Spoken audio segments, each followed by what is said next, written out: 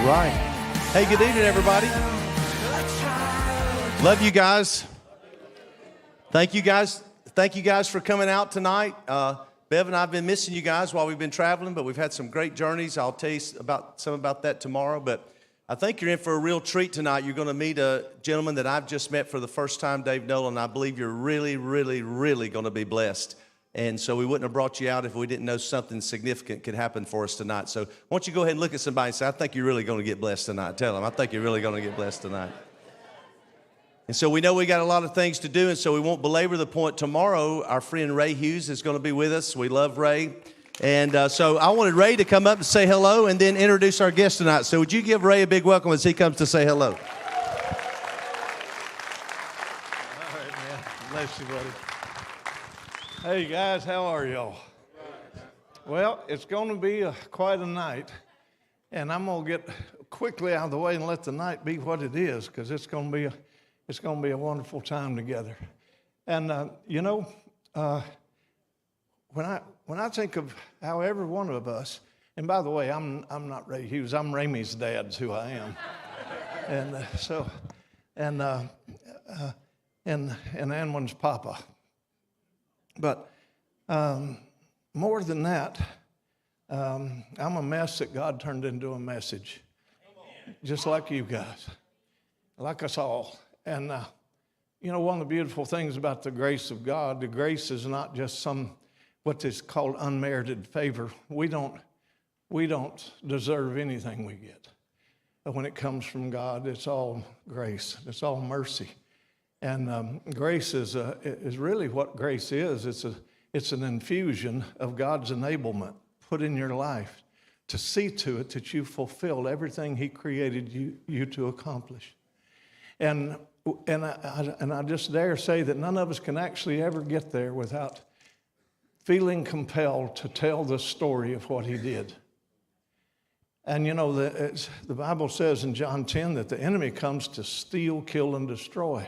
But Jesus said, you know what though, guys? I come that you might have life and have it more abundantly. And that's an overflow.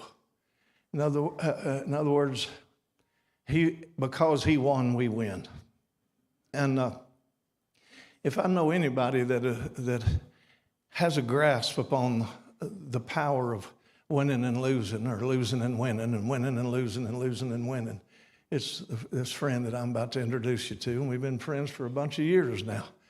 And we met in the mountains of Colorado on a snowy day, and we became friends, and we've walked together ever since.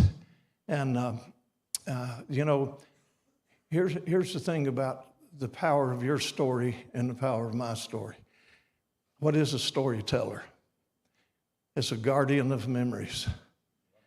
And a guardian of memories will always highlight in their own heart what God has done. Because what God does in our life, the Word of God tells us to remember His mighty acts and tell of His wondrous works, and make sure that the generations behind us get to hear those stories. And so you're going to get to hear a story tonight that is intertwined with your story, because we're all here because we remember the mighty acts and what He did in our lives. And so, anyway, I'm going to stop now and just tell you that David Nolan is a friend of God, and when you hear his story, you'll know he's your friend too. And so, welcome your friend and my friend David Nolan. Just come right ahead.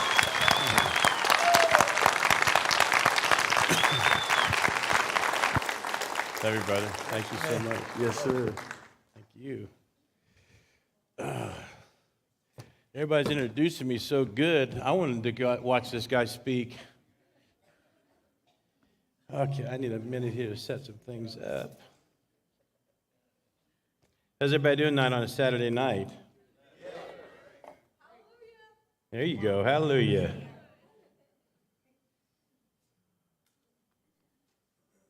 Oh, shoot. Here we go.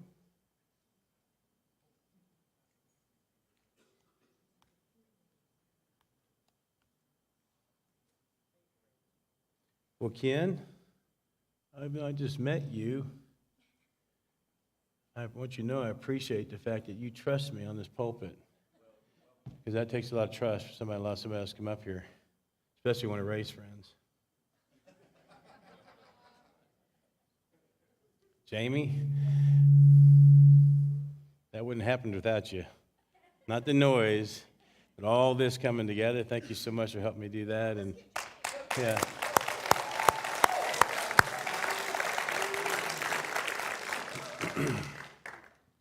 And team back there that took all that time to help me get that video running, guys, great job. Appreciate it very much.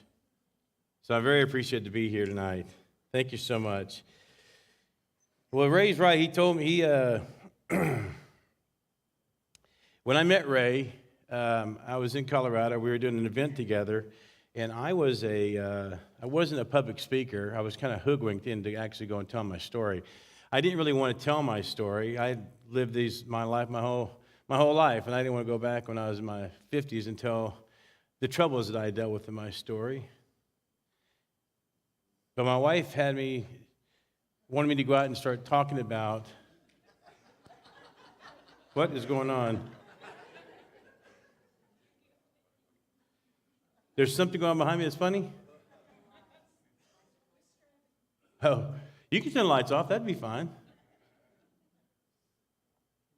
Anyway, Ray told me, he said, David, go up there and tell your story. It needs to be told. I've been building a company since I was very young, for almost 4 decades. And I always did things behind the scenes, and I never liked being out front in front of people telling what I was doing. Never thought it had any importance to it. But then God told me to go out there and kind of tell this story and get this done. So that's why I'm here now. And thank you, Ray, for telling me I'm a storyteller and want my story to be told, because I think I had to agree with you and God to do it. So we're here tonight with that. I'm going to start with reading something from you. This is introducing myself to you. This is the introduction to the book that's been in the writing for 5 years. I've never written, but if I did, this is the introduction to that book. Quit to win. First things first. My limitation is going to hold me back, or at least that's what I thought. My limitation is my curse and mine to bear alone, and nobody else's. It was the one thing that separated me from all others. I believed this to be true. I believed I had no choice. I believed what the grown-ups were telling me. What I did not understand exactly was, what is this limitation? What was it that's so wrong with me? Why can nobody explain it to me?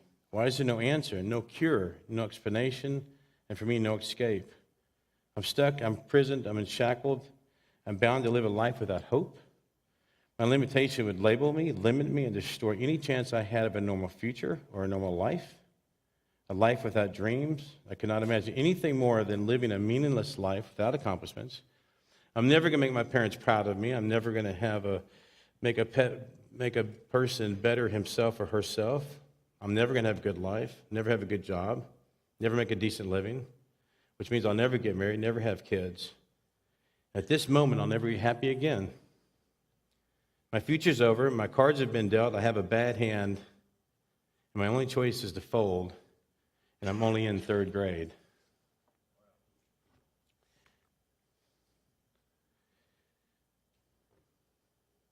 So let me introduce myself as I am. Oh, I got to turn this on, don't I? There we go.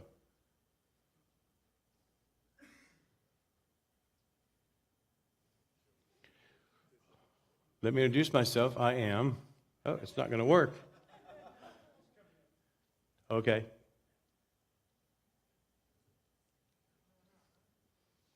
It's more impacting when I say I am and the video's up, the picture's up there, so let's have a little fun with that. We good? I am a quitter. They think quit on me. All right. Well, you hear quitters never prosper, correct? Let's work in, okay. But when I quit to win. Yeah, there we go. Yes.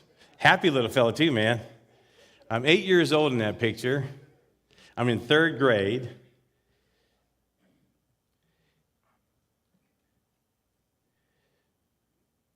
I go to a teacher's conference with my parents, and I hear my teacher tell me, teacher, this thing's not moving for me. Sorry about this. Let me get here. Okay, here we go. I'm in third grade, and my parents are at a teacher's conference, and the teacher tells my parents that your son David can't read, he can't write, he can't spell, and he's failing third grade. And if he fails third grade, he's just going to repeat it again next year. So what we're going to do with David is we're going to put him in the slow learners class. And on Monday morning, David's going to come to the slow learners class. He's going to walk in, and he'll be there until lunchtime, and he'll be in the slow learners class. And at lunchtime, they're going to take him back to the lunch cafeteria, and then he'll go spend the rest of his day with the class he's in currently. But in the morning, he needs to be in the slow learners class. This is me the morning I walk into, maybe that is. I walk in Monday morning to my teachers, to the classroom I was always in, and my teacher says, David, you're no longer my student. And she grabs me by the hand, and she walks me out the door and down the corridors to the other side of the school I've never been to before. She opens the door, and she puts me in the room, and she says, this is your new student, David. And she turns and she walks out the door. And I remember turning around, watching her walk out that door. Door closes behind her. I'm watching her walk down the windows. She never looks back at me. And this is not a room full of 8-year-old kids. First thing I see is a young man wetting his pants. Then I look over here at this table, and these kids have something like they look like they're trying to tie a shoe. And then I hear the moaning in the back with the kid. That he's sitting on a bunch of wheels back there in a wheelchair. I've never seen this before. The teacher's going, I don't know what he's saying. What? He's twisted up. This is a nightmare I just walked into. These kids are learning simple life skills. But for the next 3 years, I'm going to be in this classroom with these kids every morning. I know how to pour a bowl of cereal and milk and eat it with a spoon. I know how to tie my shoes. I know how to go to the bathroom. I know how to take a shower. I know all these things. These kids are learning them. What I'm doing actually is just clean up the mess behind them. For 3 years, I'm in this room. And in those 3 years, no one brings me a piece of paper or a book or a pencil or teaches me to read, to write, or to spell. That teacher that morning took me in and she abandoned me. Yeah. Sorry, guys. That teacher took me in that morning and she abandoned me. I wasn't going to be her problem anymore. I spent 3 years in that class. In those days, they were called mentally retarded. And that's what I was called on the school ground. Oh, look at the retard. Because what I would do is go into school in the morning, and I'd be in that classroom. But in the afternoon, I'd go to lunch, and then I'd go out, and I'd play in the playground with my friends. And some guys would be smart aleck, and they'd call me a retard. One kid came up to me one time. He's walking straight up to me. He said, hey, retard, you need to get off this side of the campus. You need to go to your side of the school. You don't belong here. I felt threatened for the very first time when somebody called me that. And I am scared to death what's going to happen. But he's walking with me with 3 of his friends right upon me. And when he got to me, I hit that kid so hard he dropped like a rock. Then I started unwailing on that kid. Next thing I remember, the teachers are pulling me off this kid, and his friends scattered. The next day, instead of going out to the playground, I went back to that spot I fought, and I was hoping Vincent would walk back up to me again because I wanted round 2 with this kid. He walks by me, face is kind of cut up, swollen, with his buddies. And this time, instead of walking up to me, he walks by me and he acknowledges me like this, and he keeps on walking. And at that moment, that feeling that I had, I don't know that it's anger at this young age, but I just took on a spirit of anger. And I was going to be a badass the rest of my life. And no one's going to call me a retard ever again. No one's going to call me stupid again. I'm going to stand up. I'm going to fight. I'm not going to put up with that ever again. It takes me down a very dark path into my older years, but it got on me at 9 years old. In junior high, it didn't get a whole lot better. In junior high, we moved from California to Texas. I'm no longer in that slow learners class, but I am in a slow reading class. In the class, I would have to get pulled out of English, and we would go sit with other kids around the table, and we have paragraphs we had to read, and the teacher's trying to teach us to read. These kids are like a year maybe behind, maybe 2 years behind. I can't even spell my name. I don't know how to read at all. I was never taught anything when I got to junior high. So what I would do is whatever it took to get kicked out of that class. If I had to throw a book at the teacher, I would do that. I didn't care. I wanted out of the class. The teacher would say that I'm lazy, that I'm a daydreamer, that I'm a troublemaker. Well, I'd rather be known as a troublemaker than a stupid kid. So I did whatever I could that I never had to read in front of anybody. When I get to high school, it doesn't get a lot better. I have to do a book report. That Friday, I was supposed to do the book report. I don't go to class. I kind of cut it. I get home.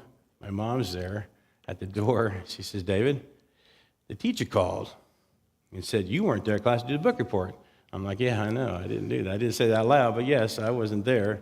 She said, I talked her into letting you do it on Monday morning. I said, oh, man. She said, you're staying home this whole weekend. You're going to do this Monday morning. I'm in 11th grade at this time. But you're going to do that book report on Monday morning. Well, the book report was something about a guy that had a boat and he was going to be in the ocean. I had no idea. I heard about the book report, but I didn't know much about it.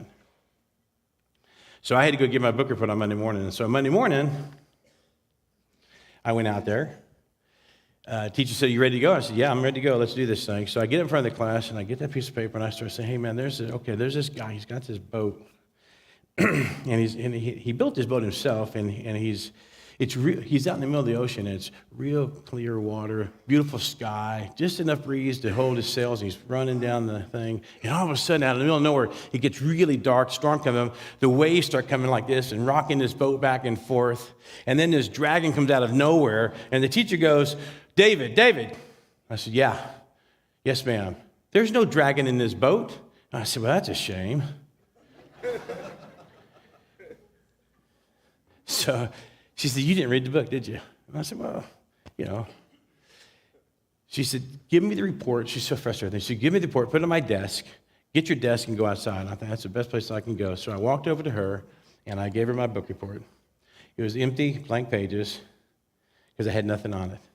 And as I'm dragging my desk out, one of the kids said, did they kill the dragon? I said, yeah, when the pirates got on the ship, David, get out the room. I'm 17 years old, and I quit high school. I'm done. I quit. Yeah, in the 70s, it's stay in school, graduate, go to college, make good grades, get a job. It wasn't in my cards, so I quit. When I got home from then that day, the next day, my dad said, you need to go find a job. So I went looking for a job at a restaurant, got a job as a dishwasher. Got home that night, and then I was going to bed. I put like that piece of paper that I looked at, and it looked like it had words on it and lines on it and writing on it. And I thought, well, this looks like a test or something. I can't fill this thing out. I realized it's an application for that job as a dishwasher, so I wad it up and I throw it away, and I can't even get a job as a dishwasher. But I quit again. I quit ever trying to find a job that required me to fill out an application. I got a mower, threw it in the back of my dad's truck, and I started looking for grass to mow. I built my first company. In 2 years, I had several trucks, several trailers, several people working for me. We had over 400 homes and like 15 different commercial properties.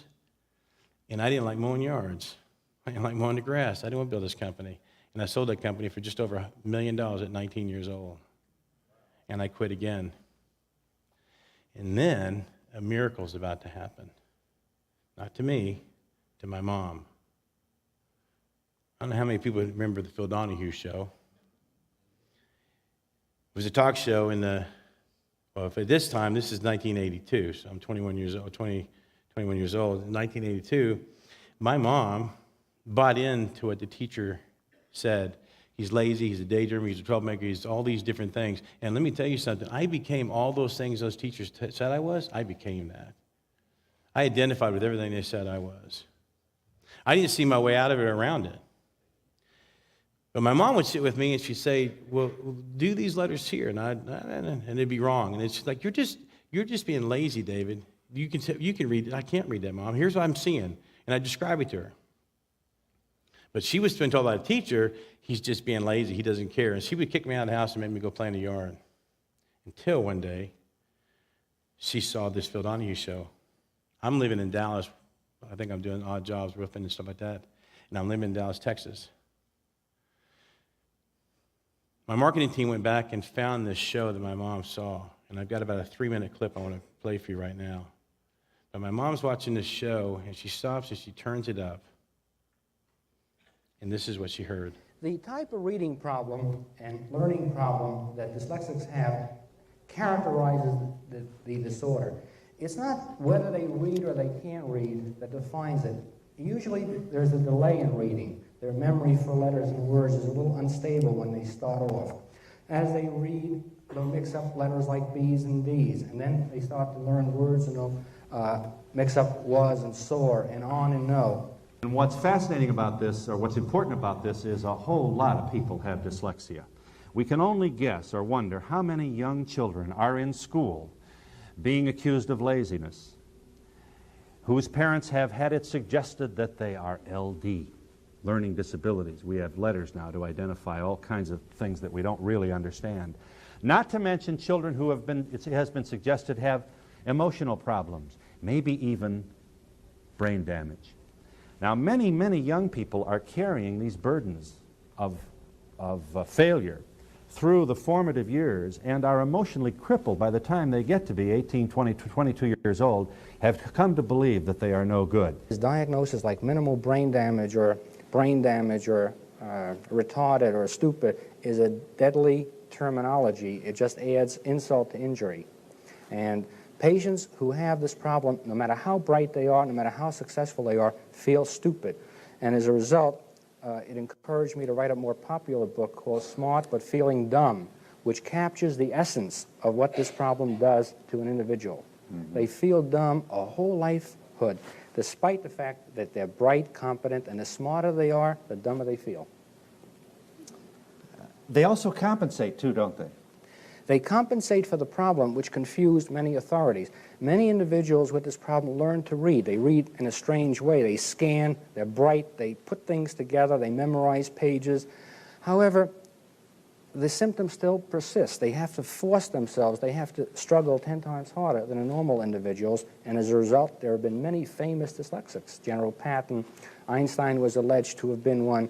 Thomas Edison? Edison is another one. And what we've got then are, you're saying 20% of the kids in school today, and this doesn't even speak to the problem of school, but they're sitting in a school and they are in effect receiving scrambled pictures in math, reading, whatever other curriculum may be given to them. Yes. And they're in effect saying, I can't do this. I don't get this. And they become shy, retiring, maybe even antisocial. I don't know what happens to them. Or they start acting up. They become what's called overactive or hyperactive. They, in a sense, get the school to kick them out. They just don't want to be there. Many develop school phobias and don't want to go to school. Many become truant. Many will turn to drugs. Mom saw. Now, there was a little kid on that show. He was in 3rd grade, because in 3rd grade back then, that's when they start teaching to read. And the doctor was showing what we see as letters and what this kid sees. And all of a sudden, my mom went, oh my God, that's what David's been telling me all these years. And she calls me.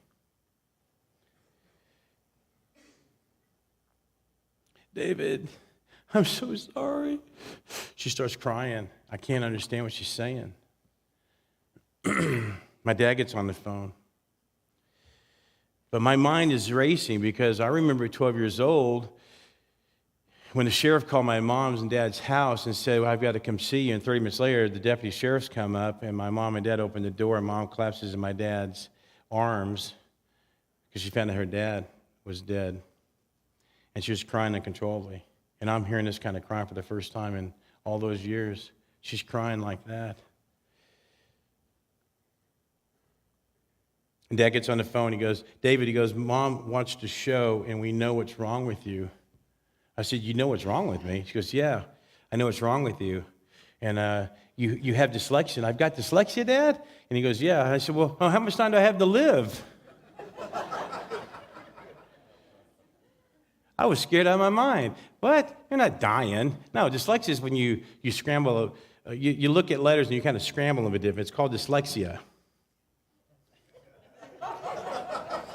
You scramble the letters a little bit. It's called dyslexia. For those of you who are not laughing right now, you might have dyslexia.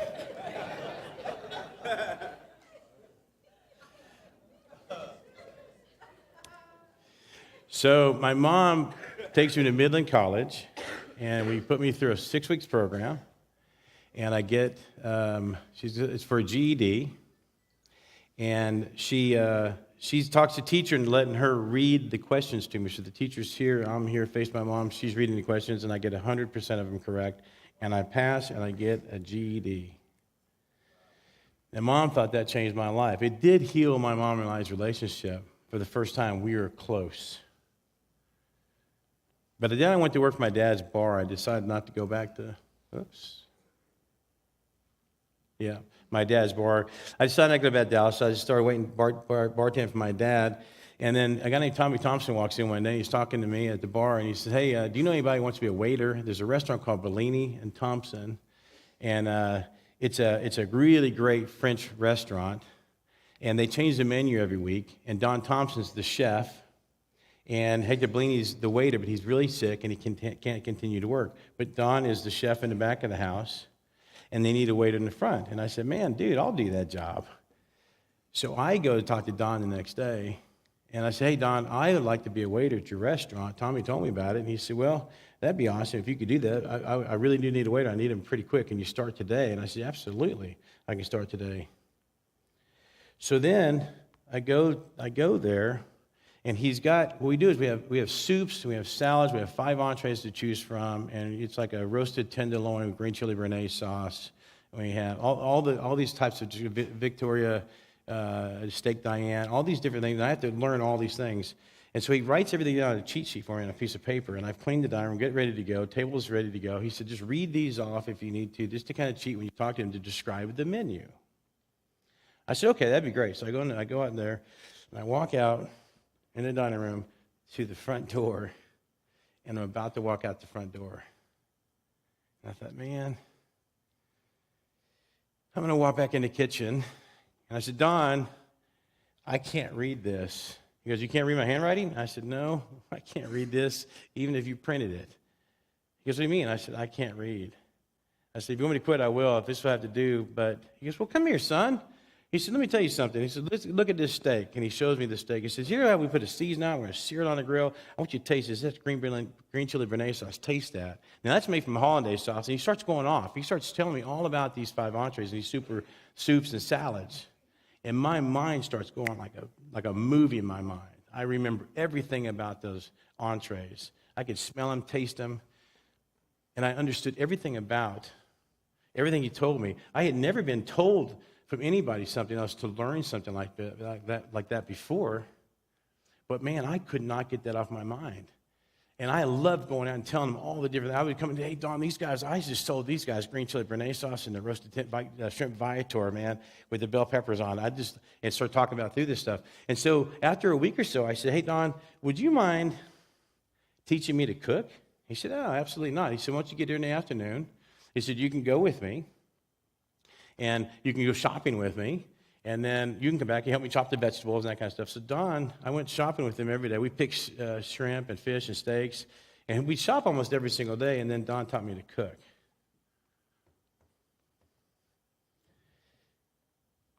I did that every day, Monday through Saturday. I was there at noon until midnight every day, and I would chop the vegetables, shop with him, pick the food up, season the meats, wash the dishes, clean the kitchen if I could. Understand this, I'm the only waiter in the restaurant, and Don's the only chef in the kitchen. There's just two of us and a dishwasher. That's all that works in this restaurant. We're doing 90 dinners a night, and it's a 5-course dinner. You would come in at 7 o'clock, and you probably leave at 10 o'clock. It's reservation only. We're booked almost a year in advance to get into this restaurant. It's a really plush restaurant and has a great reputation as a French restaurant. 3 years after my training with him, Bellini dies, and Don was devastated. After the funeral, we reopened the restaurant. About 6 months after that, Don asked me, he said, David, or he didn't ask me, he told me, he said, David, I want you to be the executive chef here at Bellini and Thompson's. I want you to take my spot. I said, Don, I can't take that spot. He goes, no, I want you to take the spot. Hire a waiter, train him, and in 3 weeks, I want you back here cooking with me. I said, Don, I'm not ready. I've not even done that. I mean, I know the sauce. I know. He goes, look, here's all you need to know. All you need to know is timing. So what we're going to do is we're going to cook like we've always been doing every day. And when it's time, I'm going to sit down over here, take off my apron, and read a book. And when the dinners come in, I'm going to say, hey, salad's got to go out to table 12, put the shrimp in the salamander, drop the demi-glaze on the steaks, and I'm going to help you time your dinners and your plates going out. And he did that for 6 months. It's a Friday night. I've got a full house coming in. It's about 5:30 in the afternoon. We're ready to go. I remember I got a demi-glaze. I'm trying to highly reduce and get this thing down pretty quick. I got a bunch of stuff going on. And Don, and he takes his apron off, and he says to James, the waiter, have a great weekend. And I kind of hear that, but I don't know much about that. I don't put any emphasis on it. And then Don comes up to me, and he hugs me, and he kisses me on the cheek. He puts an envelope in my chest. He said, David, I love you very much. He said, you took me and Bellini through a very difficult time. We wouldn't have been able to stay together those last several years if you weren't here waiting tables for me. He said, you got this thing now. And I want you to know you can do this. I'm giving it for you for the weekend. And I'm like, Don, I can't do this by myself for the weekend. Are you crazy? He said, no, you got it. Don Thompson walks out the door. Monday morning, I called Tommy. I said, Tommy, Don's not here. It's noon. Don's not here. I haven't heard from him for 2 hours. He said, David, have you read the envelope? You got the envelope, right? And I said, yeah. I said, it's on the prep table. He goes, open the envelope. I'll be there in about 30 minutes. So I opened the envelope. Inside the envelope is a checkbook and the deed to the restaurant, key to the restaurant.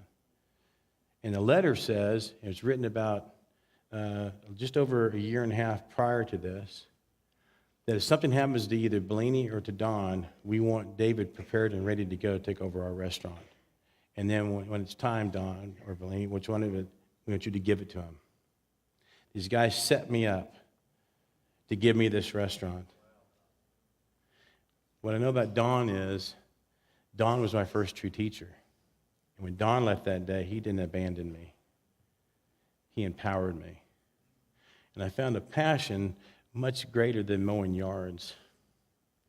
I love cooking. From there, about a year later, I opened up Nolan's Fine Dining. Nolan's Fine Dining, we did the same thing.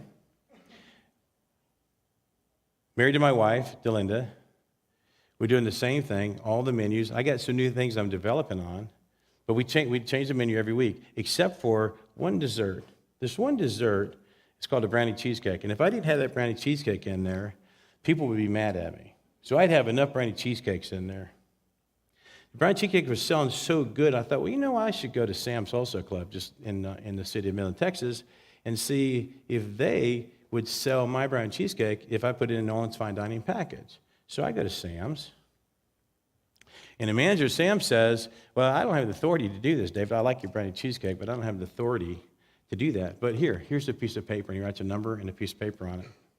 And on that paper, it says Bentonville, Arkansas, and a phone number. And I have no idea what Bentonville, Arkansas, and that phone number even means. I just put it in my pocket. And about 3 months later, I open that thing up, and I just call this number.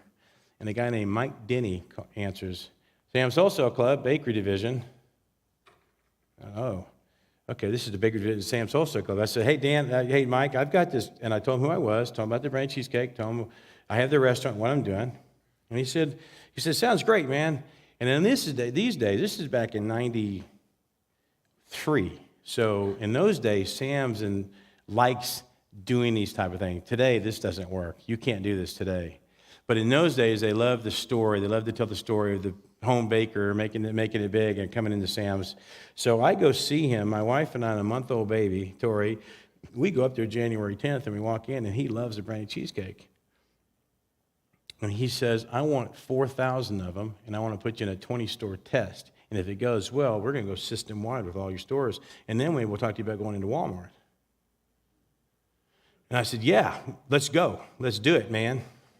So I get home with that PO, and I walk in to my restaurant. And at this point, my brother's now my waiter working for me, and my wife is the hostess. And I walk into the kitchen, and Larry goes, so what'd they say? And I said, he ordered 4,000 brownie cheesecakes, put me in a 20-store test, and if it goes well, it's going to go great. And he said, what did you tell him? I said, absolutely, let's do it. And he goes, well, how are you going to do it, David? You have 2 ovens, and one's broke.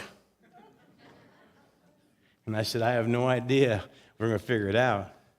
Well, it was time to quit again. Oops, it was time to quit again. So I gave my brother the restaurant that Don Thompson gave me. And we took that PO, and we moved into this warehouse in Big Spring, Texas. And we started making those brownie cheesecakes about 6 months later and got them into the store. And it was called Nolan's Bakery. Oops. Anyway, Nolan's Bakery was going for about 8 or 10 years when I decided to create this something called Nutridurance. Nutridurance is a protein bar. This is long before Cliff Bar came out and Quest Bar and all these were coming out. It was in the beginning stages of this. I saw this opportunity to do these protein bars. And what we would do is we would take these protein bars and we would go to marathons and where thousands of people come and run, and we'd set up booths. And we'd have them taste our product and wear T-shirts and that kind of stuff. And then we go to this place like Publix and we say, hey, we're doing a big marathon in Florida, Publix. Let's get our stuff in your store and we'll give away all these products. And 25,000 people this weekend are going to taste our product and eat our product. And sure enough, when you do that, you can have a lot of people start looking for your product after that. But what happens is, in these marathons, Cliff Bar starts coming out, Lawyer Bar's coming out, Power Bar's coming out. All of a sudden, I'm competing with like 8 or 10 different people, but I'm still spending $50,000 every time I do this.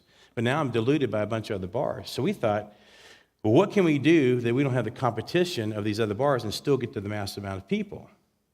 And they came out with a company called Tough Mudder. I don't know if you guys know what it is, or Spartan Race, or Warrior Dash. These are mud runs, obstacle course mud runs. And they'll gather 30, 40,000 people coming to these things between spectators and runners. And we said, okay, well, let's do that. Let's get in there. And unfortunately, Tough Mudder had Power Bar, and Cliff Bar was at Warrior Dash, and we couldn't get into any of these things. So we thought, well, we have engineers at my bakery. We could do something else. And so we built a brand called Alpha Warrior, and it was the most innovative obstacle course system in the country.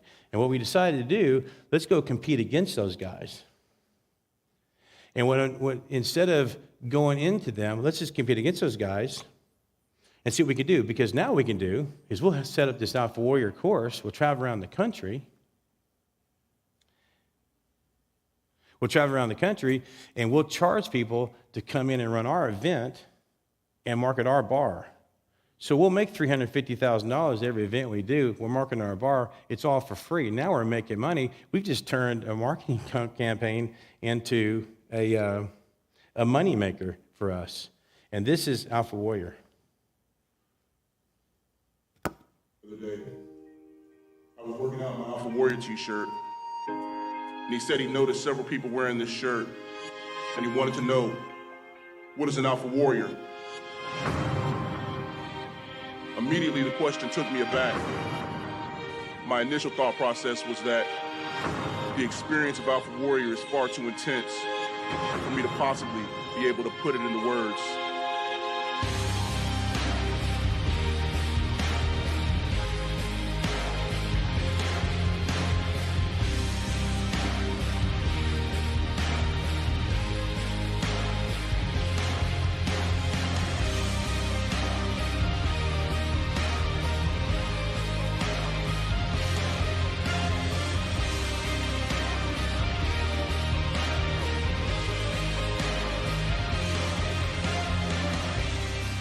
But then it hit me.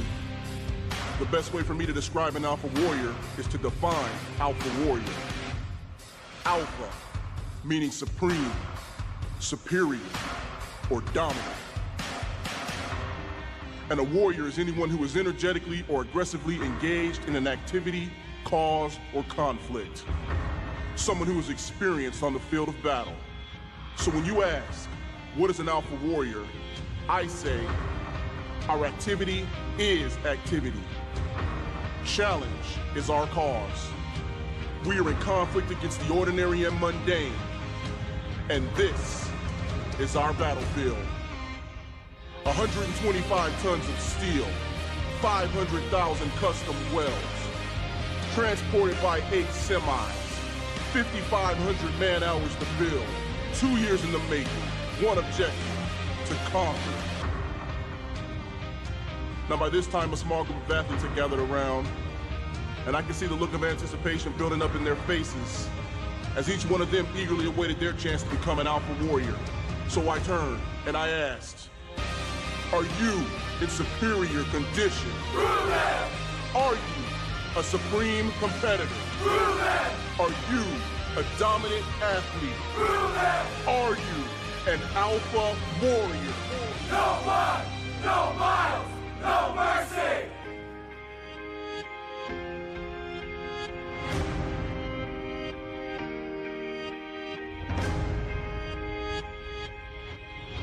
Prove it.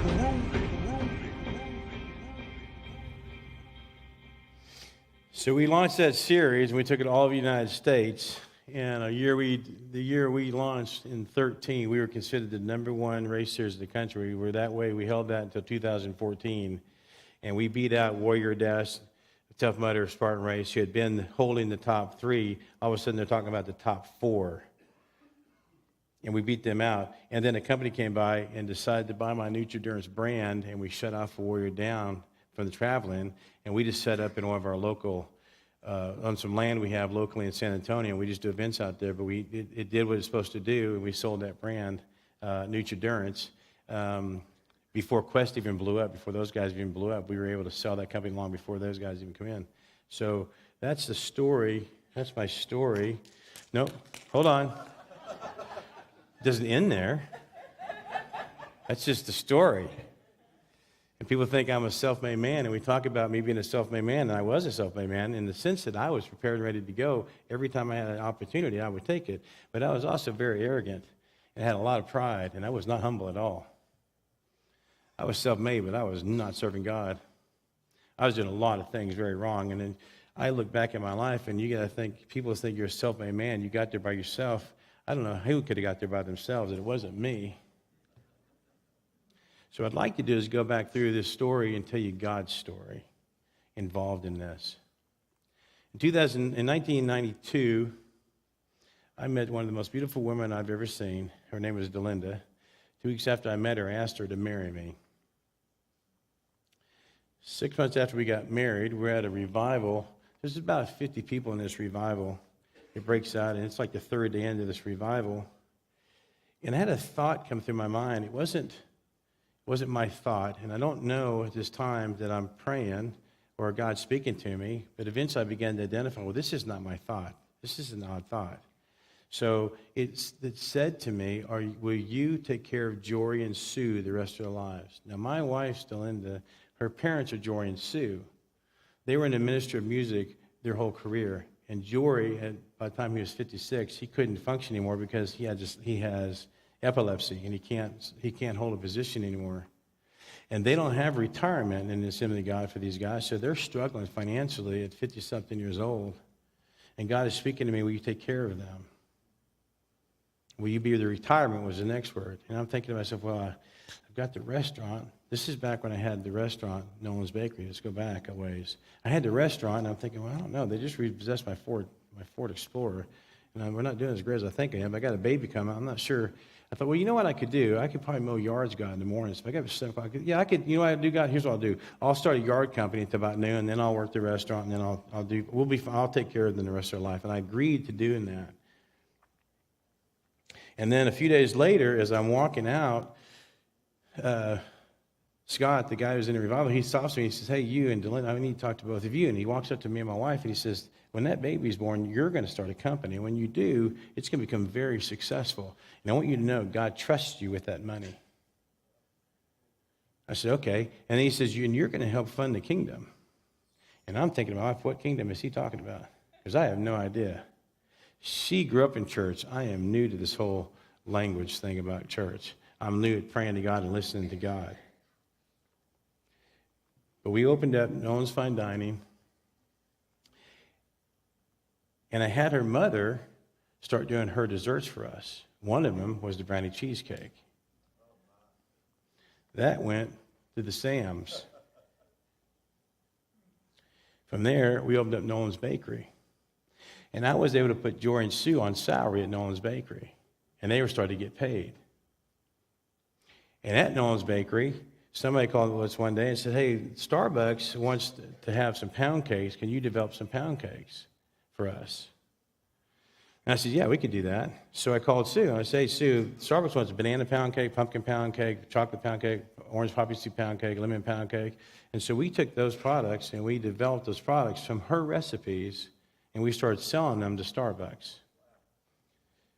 What God told me was, will you take care of your mother and father-in-law? He didn't say go mow yards. He already had the way he's going to do it. He just wanted to know, will I do it? And I said, yes, I would. And then he gives me the means to do it. So I know we're in God's plan right now. We're in God's order. And I am now serving God the best I can. I'm understanding what's going on here.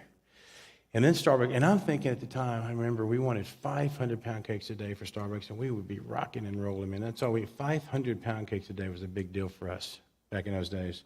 Starbucks called, and they said that what we'd like to do is put you in 5 more states and grow it out. And that was going to be about 2,000 pound cakes a day, which was awesome. But before we can do that, David, we have to come by your office, your bakery, and see your HACCP program. And like all of you that don't know what that is, I didn't either. In fact, when I read about it, I still didn't know what it was. So I hired a consultant. I called Steve up, and I said, Steve, I need to have a HACCP program. I got less than 7 days to do this. And he walks into that old white building you saw, and he walks in and he goes, you bake cakes in this place? I said, yeah. He goes, well, you can't. He said, your ceiling has got insulation that's blown in that's falling down, so you can't have that over batters and cakes. I said, oh, okay. He said, you can't have wood tables. You have to have stainless steel tables. I said, yeah, okay. You can't have walls that you can't wash down. I said, yeah, okay. I said, so what do you tell me we've got to do? He said, well, I don't think you can bake cakes. I don't even know how to put a HACCP program together for you, let alone bake cakes in this thing. I said, what if we put plastic over this and I buy some washable panels and we can't get it all done? I understand that. What if I can get enough done of it, we can make it look like we're remodeling. We just tell them when they're coming in, we're remodeling this place. And we'll have it done in 90 days in the timeline you need us to do. So let's bring Alice in. Why don't I do that? He said, okay, do that if you want to. But to have a HACCP program, you need things like a metal detector even. And you don't even have a metal detector. And I said, oh, no, I got a metal detector. And he goes, you got a metal detector? I said, yeah. He goes, a conveyor metal detector where the cakes come through. And yeah, I got that. And he goes, okay, well, get that set up because we need that. And then he gives me a list of all the things I need to do that he knows when they get there, he can talk them through it because he understands HACCP. He's got a lot of experience in the food quality control of a food manufacturing bakery. So I said, okay, cool. So he leaves, and I call my dad, and I said, hey, Dad, I need that metal detector. I am so proud of the metal detector. So I come in, hey, guys, come on, help me do this. So I got the conveyor where the cakes, they get packed, they're coming through, and I take that metal detector, and I put it on PVC pipe, and I roll it this way, and I duct tape this thing up, and I'm going up and making sure it's just high enough so I can go through, and they can pick up any coins, I guess, in my cake. Steve walks in and goes, the hell is that? I says, my metal detector. He goes, get that down right now. So I'm like, why? He goes, take that down. He goes, somebody get this down. And the next day, Alice and Paul come in. And Steve knows how to talk to them about the HACCP program. He understands that language.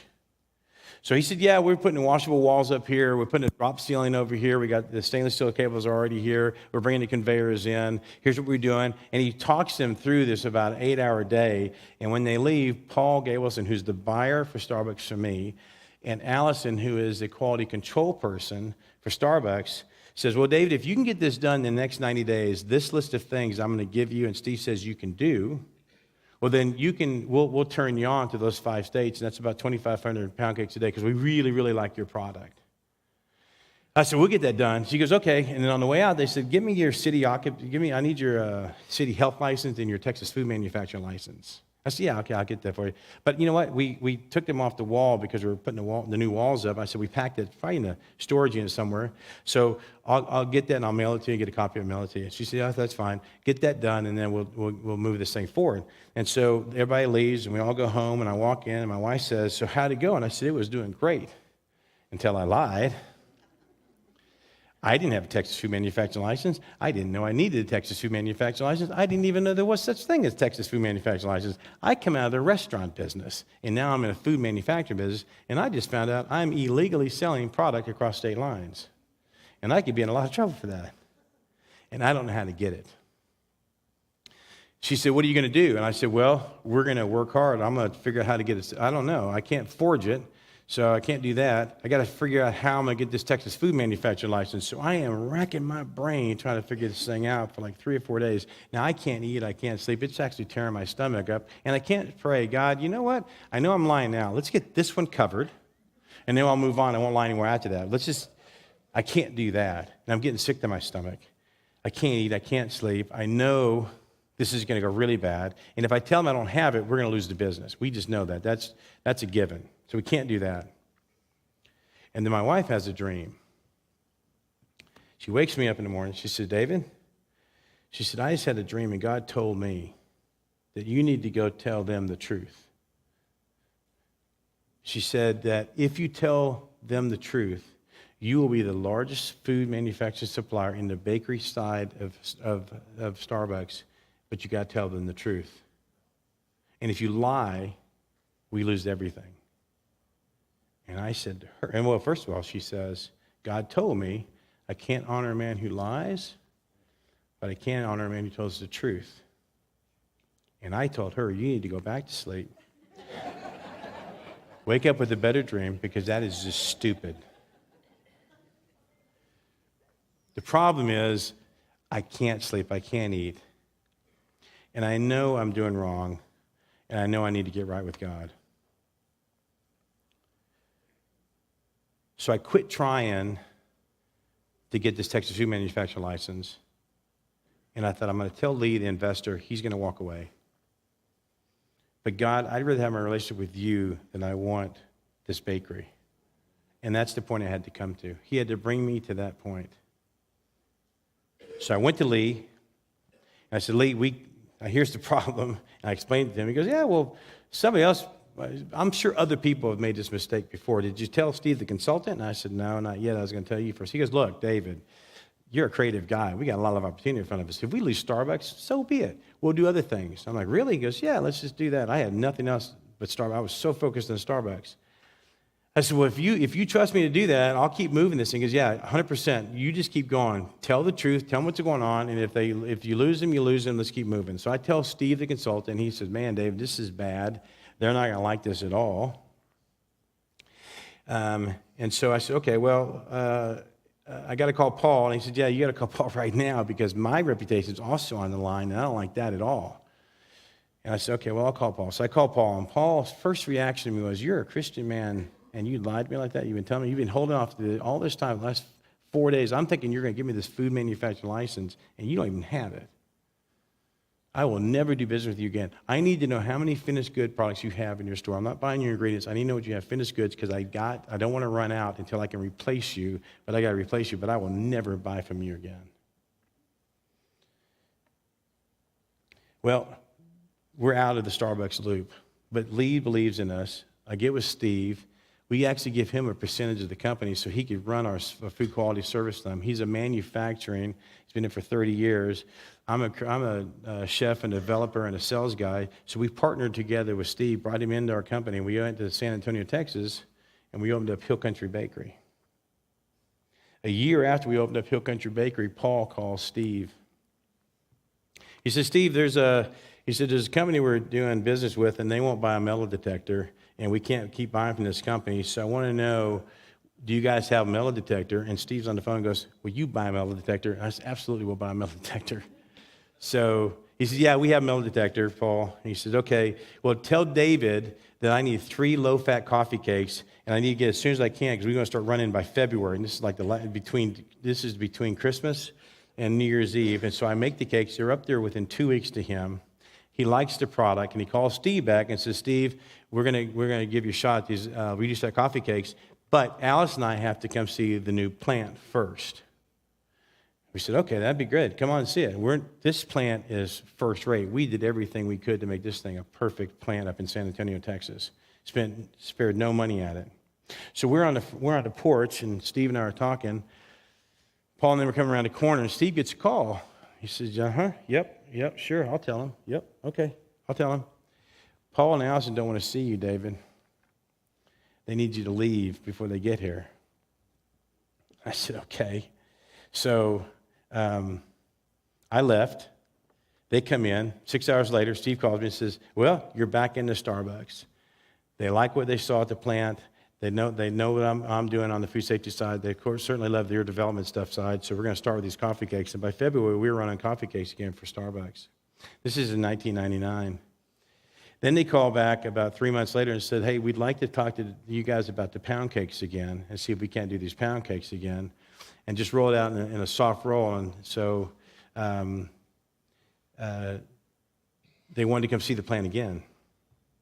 We're out on the porch again. I'm standing there next to Steve again, and the phone rings. Paul and Allison don't want to see me. They come back, they toured the plant, they tasted the love cakes, and sure enough, they picked them up and they put them back in the store. And now we're rolling with Starbucks again. About a month goes by, and I get a phone call from Paul. David, I want a chocolate pound. This is how he talks to me. David, I want a chocolate pound cake. I want chips in it, chocolate chips in it. I want a ganache on top. And you need to be there on Tuesday in New Orleans to meet me and Alice. We need to talk to you about that. I want to look at this cake, get Steve with you, and I want to try to get this chocolate pound cake in before Easter. I said, okay, that's fine. And he hangs up the phone. So I have it ready for him. I go to New Orleans the next week. And I walk into Starbucks where he's at, me and Steve, and he says, and I show him the pound cake. He likes the pound cake. Okay, Steve, put this in the schedule. We'll get this going. He said, Alice and I are going to take you two to dinner tonight. I said, oh, all right. So that night we go to Galatoire's on Bourbon Street. I'm there a little bit early. And then Alice, and I haven't seen Alice in 2.5 years, and I haven't seen Paul in 2.5 years. Except for that Starbucks moment. They come in that night, and I'm like, man, I am so sorry. And they said, I don't want to hear your apology, David. I don't want to hear you saying you're sorry to us. I don't want to hear it. I want to tell you something. We go into a manufacturing plant, and we'll see a hole in the roof up there, and we'll say, you can patch that hole. Or we need a sneeze guard over where these guys are working, for a sneeze guard. We see simple food safety problems that anybody could fix before we even leave. And I come back 3 months later, and there's nothing done. Now let's go to that abandoned building that you should have tore down in Big Spring, Texas. We know that building should have been burned. It should have never been a factory out there in Big Spring, Texas, the one that you lied about. But today, David, what you did with Hill Country Bakery, it's the pinnacle of the Starbucks chain of manufacturers. And I'm asking permission from you. If anybody wants to manufacture Starbucks, can we tour your facility? Because it is the pinnacle of that, and we want to give you national business in 2000 to start running our product nationally. And within 5 years, I'm doing $100-something million with Starbucks. This is Hill Country Bakery. The 500 pound cakes I wanted, the 2,500 I wanted, I got one line here that does 125,000 pound cakes a day. I've got 4 lines in this facility.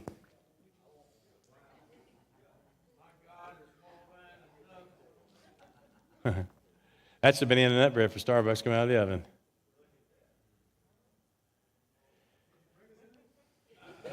What?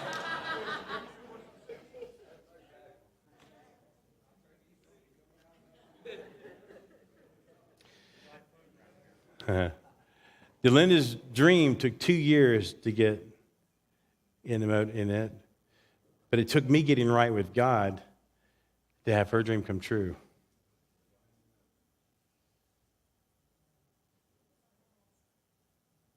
And that's a metal detector.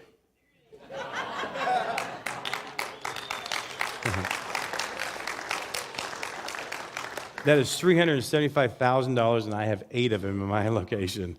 They've run our stuff through metal detectors. So that's Hill Country Bakery and Alpha Warrior. Let's go through Alpha Warrior, which actually becomes my downfall. I did the line at Hill Country Bakery. You said it earlier, Ray. I get beat up, I come back. I have got to quit a lot of stuff. Alpha Warrior is a situation where I went into it,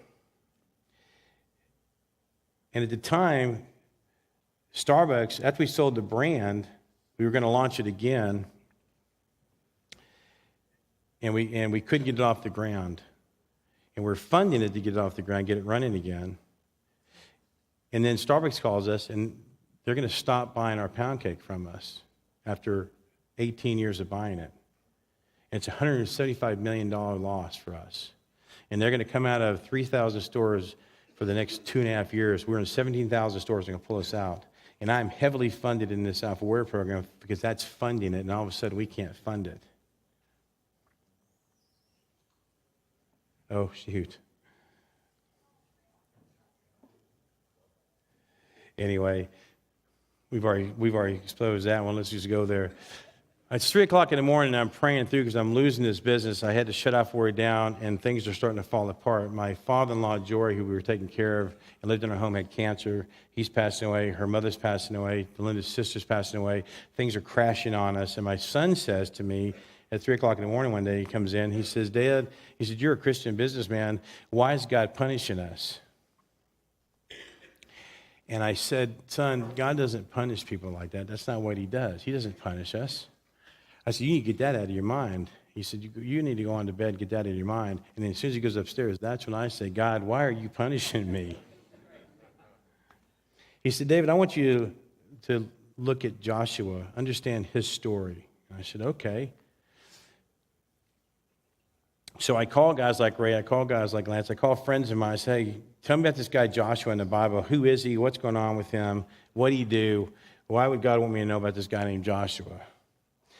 About a month later, I said, okay, God, I think I know a lot about Joshua. What is it you want me to know about Joshua? He goes, well, what did you learn about Jericho? And I said, well, you know, you guys, you know, you won, the walls came down, and you took it away, and he had victory. He goes, yeah, but Joshua's a military commander.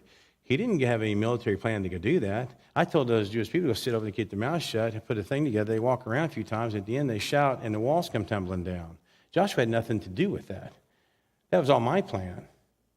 I said, oh, okay, I got it. He said, and then he said, Achan. I told him, first of all, if you know the story, at Jericho, no one's supposed to take any of the bounty, right? But Achan does. He hides some stuff, and he hides it under his tent. And God is furious at Israel for doing this. And he tells Joshua, he said, I want you to find who stole from them.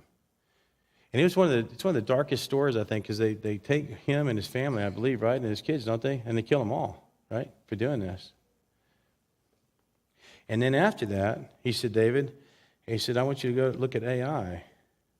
And at Ai, Joshua, again, didn't get with God and make a plan. He just sent people up there to defeat Ai, and they got their butt kicked, and they're coming back, and I think 36 of them got killed, and they had to come back. And Joshua's like, what is going on, God?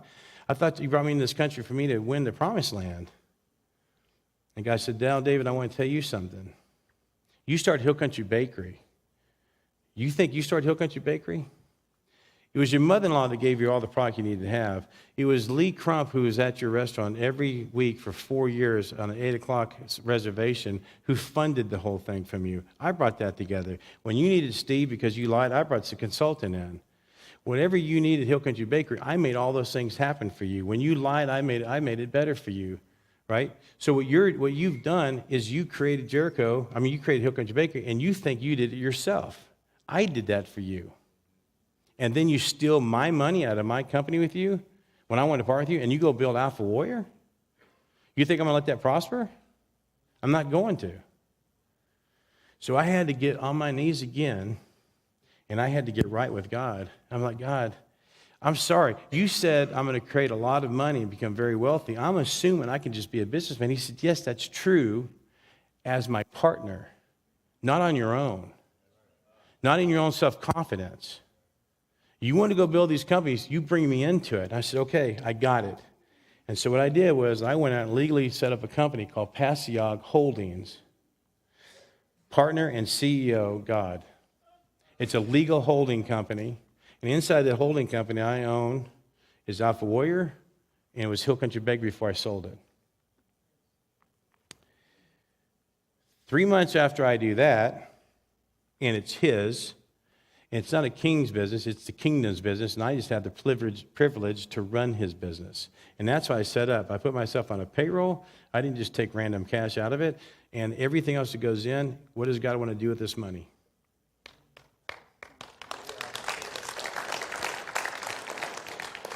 On a Tuesday morning at 4 o'clock in the morning, one of our payroll goes out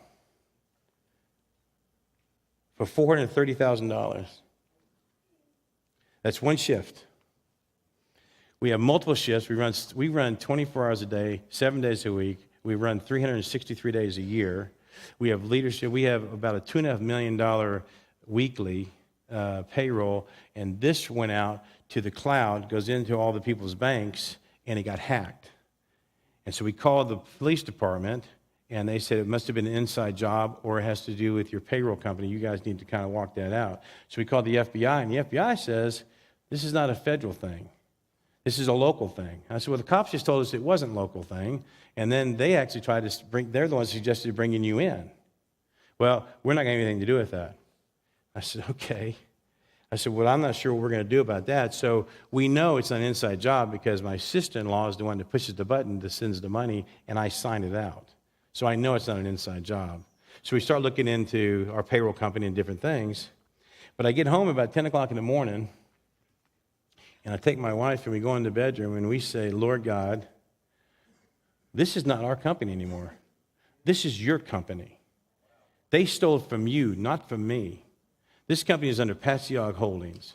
This is your company. They hacked your money. This is the payroll that you have. I have to repay this. I still got to keep my staff going.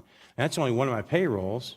But this is your money, so I need you to give it back to us. You need to go out to the enemy. This is your company. And my wife's sitting over here praying. She goes, yes, and 10 times as much. And I'm like, hold on. I said, look, Glenda, let's just get the $430,000 back. Let's don't go 10 times as much. She goes, no. If the enemy's coming after us and the enemy's coming after God, coming after his company, I want him to pay the price. It's 10 times we want back, God, from you because it's your company and we want that back. And I'm thinking, okay, I have just enough faith for the 430. But I had to quit that thinking, and I had to join with my wife and said, you know, right, I agree with you, Delinda. Lord, this is the money. The enemy is coming after us. We demand, we expect, we're asking you, however you want to put it, God, this is your money. We want the enemy to be punished. We want them to know you don't mess with God's companies. You don't mess with Hill Country Bakery. You don't mess with Alpha Warrior. And we want that money back. And then I find the army the next week. The army is looking for me. This is after we shut down Alpha Warrior. And they want to come out. If we set this Alpha Warrior up, we took it out of a warehouse and set it up, and the army loved it, and they wanted to come out and do events on it. We said, okay, we can do that. It'd be cool. We can do the events. And so we started doing events on it, and then Sergeant Major out there, I said, hey, man, you know what we should do is we take all one of these obstacles, 35 obstacles, we could take all of them and put them in and create a thing called the FFVT battle rig. Functional variable training battle rig, and we've put strength coaches around it, and you can send this all over the country to all your military bases and start training. We can become trainers for the military. Ain't that a cool idea? And he goes, I love that idea. I said, well, okay. He said, you got a strength coach? And I said, do I have a strength coach? I got the best in the market. That's Benny Wiley. He was a professional strength coach for, well, he looks like he wants to eat you. Benny's one of the best strength coaches in the country. Good friend of mine. I called him up. We meet with Sergeant Major, and we put a curriculum together. We have about 30 strength coaches that travel around the world. We're on 117 military bases. That's the Alpha Warrior battle rig. The guys in the white behind are are Air Force men that have been trained. That's our staff and coaching ahead of it, in front of them, and we train these guys. We've trained about 28,000 airmen around the country. And they're trainers that train other people, physical fitness, and they're training the Alpha Warrior curriculum. It's the first time in American history of the military that they endorsed another company's brand, Alpha Warrior. They don't endorse other company's brand. And then what they asked us to do is, what if you were to build an interior gym for us? What would that look like? So we designed the concept of a gym. And we're at Fort Bragg, and the 82nd Airborne, is that right, Division? And we built a gym inside Tucker Gymnasium, and this is our first gym. Hey guys, Coach Benny Wiley. I'm here at Fort Bragg in Tucker Gymnasium, the home of the first official Alpha Warrior Gymnasium. Just when you think you've given all you could, they want some more. Constantly combating conversations with connoisseurs. Cognac on deck, I'm on the night shift like a Commodore. 64 system outdated, so give this town applause. The man of dinosaurs, they ain't dictating my future. I love the game, but everybody be rapping like future. Medusa mind state, I turn you to stone. When I shoot at first, I'll be making this first tune and turn this into the truth a long time ago. They don't wanna respect it, don't wanna acknowledge the power shift. Ego, they protect it, but I will flow like electric. I'm gonna set this off over G. I move metric, them man still moving imperial. White tech, cause I'm moving hectic.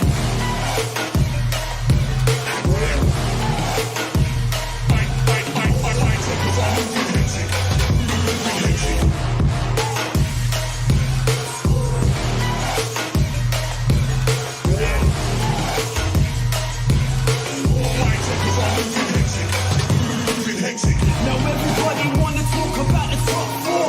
I'm not no number, but I know I'll be the top four. And some brothers just be lying to themselves. So I'm airplane mode out, clutching on the top floor. No competition is none. My composition's no comparison, reversing it wrong. The understated fixes stand alone, I stand on my ones. My seconds be the hardest, and my best is still yet to come. It's mine. So we went from obstacle race system to sell a protein bar, and we pivoted, and now we're doing the military. And after that, they asked us to build gyms all over the country. And just before COVID, we were going to sell about 100 gyms like this around on every military base, joint bases, Air Force and Army bases. And then COVID hit, and we're not allowed to have contractors on the base. That's now being contracted again, and we're now ready. It's been drafted, and we're going to sign the contract. We'll start our first gym probably in September this year, and it's going to pick back up again.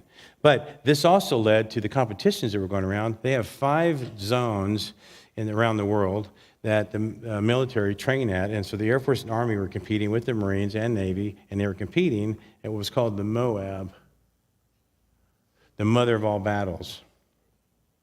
And what they do is we send our coaches out. We have a curriculum that goes out. All 117 rigs are used around the world.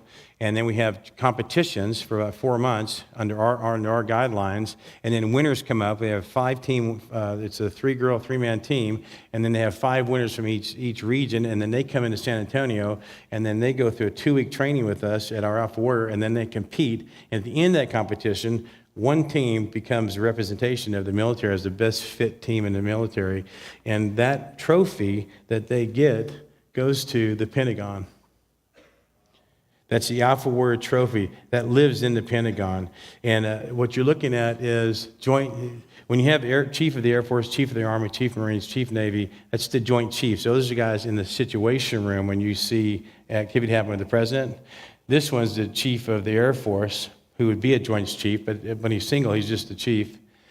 You have the generals there that from their region that won, and then you have our coaches that came in, and there I am, you can kind of see me in the back. But that That trophy lives at the Pentagon, and every time one of the branches wins, they go in, and we get to meet with them, and we just turn the trophy, whichever it is. That one happens to be the Air Force, but they got 4 sides on it. So it sits in the Joint Chiefs. So every Joint Chiefs has to walk by and see that they didn't win that competition, or the Air Force guys get to walk by that really proud. And you know what that must be like for those guys, right, in the military. So we got our military contract.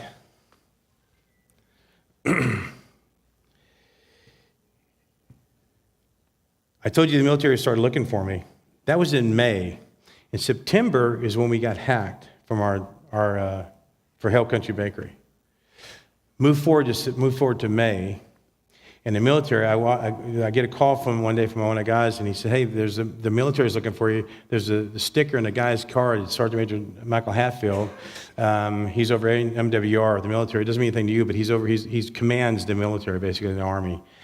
He's one of the top sergeant majors, and he has his card on it. He's asking he's looking for me. Okay, he's the one that put all this stuff in motion. I meet with him. We do the contracting. That was in May. We negotiate the contract through the summer, and our first launch is at Fort Seal. Our first competition starts when we first start this thing. It grows to this, but this is the first start of it, and that's in September. A year later, after we were praying about the $430,000. We're there on the competition, and Sergeant May goes, "Man," he said, "this is so exciting. We love what we're doing here. I wish I'd have found you back in September last year when I sent people looking for you." We were praying about the $430,000. We get that back in about 3 weeks. The FBI couldn't tell us they couldn't get involved, because what happened was when they hacked us, they had an opening to some URLs where they went out, and they were able to track it. And it was a Russian hacker group in Russia that hacked our money. It hacked 30-something other companies, and because of our hack, it opened up and they were getting everybody's money back and got our $430,000 back. But the military, Mike said, I wish I'd have found you this summer, the last September when I sent them out. This would have been really good to have done this whole last year. That contract is worth $4.3 million.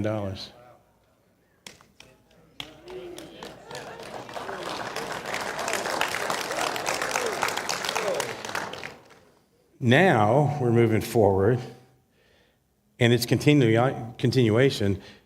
I want to say, instead of being a self-made man, I've learned to be a God-made man. But I have gone through hell and back doing it, understanding, trying to get my life right with God, trying to listen to God, understand God.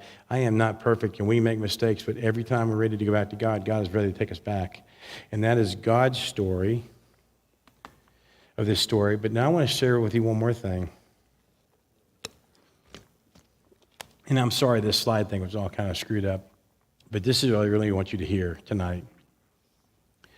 I want you to go back to my first business. You might think the first victory I got in my life was my first business I sold for a couple $1 million. It wasn't. My first victory I got was the day I quit high school, and it changed the atmosphere of where God's going to take me. When I was hurting and couldn't understand, and I hated school, and I hated life, and I didn't know what to do with my life. It was in that moment that I quit that high school, and then it put me in a position to go build my first company. When there's a revival, when you think of Hill Country Bakery, that's an enormous $250 million company the guy gets to sell. That's great. You think that's the victory, but it's not. It's in the revival when God's asking me, will you take care of Joy and Sue? And I don't know how to do it, but I say yes to that. That's the victory. What that does, it puts you into my destiny, and the outcome is Hill Country Bakery. When I lied about the business at Hill Country Bakery, and I had to fight that, and I couldn't believe I can tell the truth. And you were talking to me earlier about the natural. It doesn't make any sense to go tell the truth. If I could have figured it out, I would have figured that out. Unfortunately, I couldn't figure out how to do it and had to lie and cheat through that, so I had to go tell the truth. But during that time, that's when I was in most pain.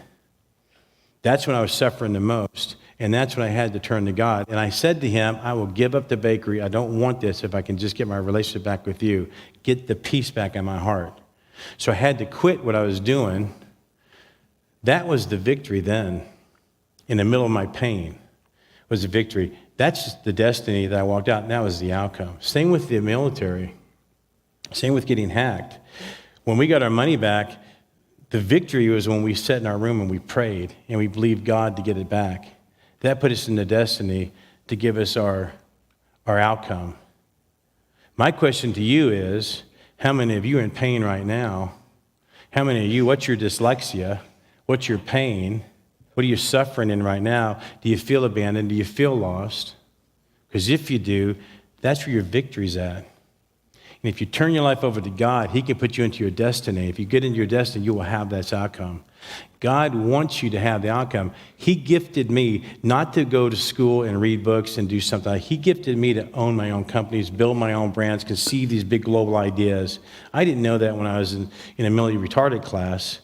But when I started saying yes to God, I began to see my gift that He gifted me for, and I began to live in the skill sets He prepared for me. And every one of you out here, wherever you're at, God has a gift for you on your life. He has a skill that He wants you to do, but it's in your pain that you're suffering with.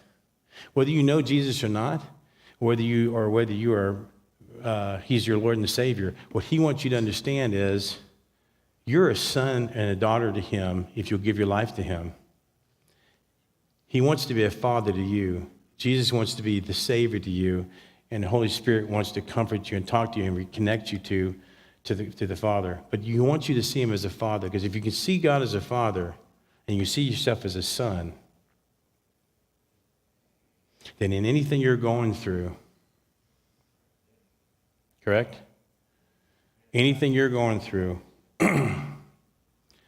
when you get into pain and you get abandoned and you feel lost, you feel alone, just like I did, and you're arrogant and you're all the things I was, it's when I quit being those things, that's the victory in that pain. It steps you into your destiny, and then you have the outcome. These are grand outcomes. It's only here to show you what your possibilities are. I don't really have a way to wrap this up, Kent, except the fact that, come on up, except the fact that I want them to understand.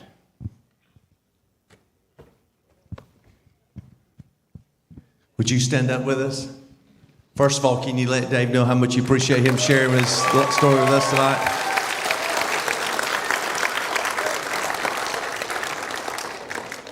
Would you mind just praying for us? Absolutely.